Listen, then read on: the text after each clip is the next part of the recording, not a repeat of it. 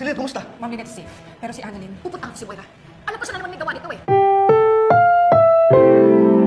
Ang programang ito ay rated SPG. Striktong patnubay at gabay ng magulang ang kailangan. Maaaring may masiselang tema, lengguwahe, karahasan, sexual, horror o droga na hindi angkop sa mga bata. Tumawag nga si Moira Tanyag sa kanyang anak na si Zoe. Sinabi nga nito na naging kaibigan nga niya si Ninang at kapalit nga ng kabayaran ay nag-hire nga ito ng heart killer para ipapatay si Dax. Sa madaling salita nga ay kwento ni Moira na siya ang dahilan kung bakit ngayon nasa bingit ng kamatayan si Dax. Kaya naman tumawag si Moira kay Zoe upang ipaalam dito na kailangan niyang tapusin si Dax dahil hindi nagawa ng heart killer na kunin ang buhay nito. Sinabi niya rin na dahil nasa Apex Hospital naman isinugod itong si Dax, ay magiging madali na lang para sa kanya na patayin nga ang binata. Ayon din kay Moira, kung gusto niya talaga natigilan siya ni Dax sa pagsunod-sunod nito sa kanya at panliligaw nito, ay gawin niya na lamang ang gustong mangyari ni Moira.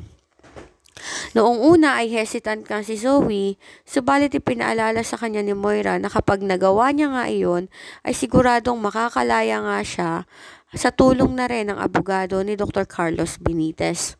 Dahil nga mawawalan na ng eyewitness para nga sa pangingidnap kay Don Pepe. Palihim nga pumasok si Zoe, dala-dala ang injection para ma-paralyze na nga itong si Dax ng tuluyan. Subalit ang hindi alam ni Zoe ay nakamonitor nga ang kwarto ni Dax. Ipinalagay kasi ni Dr. Ray Meneses ang CCTV footage sa kwarto ni Dax. Ito ay dahil na rin sa protection nga.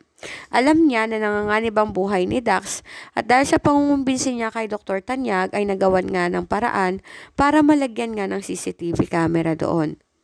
Nang ma-detect nga nila na may pumasok sa kwarto ni Dax, ay agad nga nilang nahuli si Zoe at tinatanong kung ano ang daladala nitong injection. Sinabi naman ni Zoe na para yun sa isa niyang pasyente at dumaan lang talaga siya sa kwarto ni Dax. Hindi naman naniniwala sa kanya si Dr. Ray Meneses, kaya naman ang insidenteng ito ay pinaabot nga niya sa magkapatid na Tanyag. Galit na galit si Giselle Tanyag nang malaman na nagdala pa si Zoe ng injection sa loob ng kwarto ni Dax. Agad niya mang tinanong ito kung may kinalaman ba siya sa nangyari sa witness laban kay Moira.